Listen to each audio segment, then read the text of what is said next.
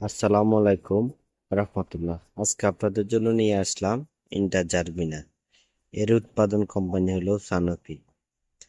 এখন জানবো আমরা ইন্টারজারমিনার কি কি জন্য ব্যবহার করতে পারবে। ইন্টারজারমিনা মূলত সেবন করা হয় লুজ মোশন অর্থাৎ ডায়রিয়া রোগীর জন্য।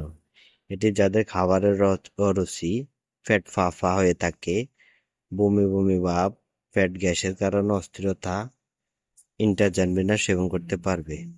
তাই বিশেষ করে ইন্টারজারমিনা ডাক্তার নির্দেশনা করে থাকেন ডায়রিয়া রোগীর জন্য।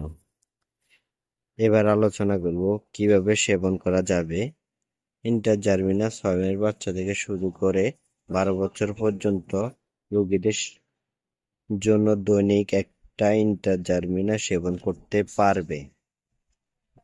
আর প্রাপ্তবয়স্কদের ক্ষেত্রে দৈনিক 2 বেলা সেবন করতে পারবে। এটি ড্রপ আকারে হয়ে থাকে, তাই ড্রপটা মাথাটা ভেঙে সেবন করতে হবে। এই ইন্টারজারমিনার সেবনে কোনো পার্শ্ব প্রতিক্রিয়া এখন পর্যন্ত পাওয়া যায়নি। গর্ভাবস্থায় অবশ্যই বিশেষজ্ঞ ডাক্তারের পরামর্শে সেবন করতে হবে। আর ইন্টারজারমিনা ড্রপটি কোম্পানির মূল্য নির্ধারণ করা হয়েছে 70 টাকা।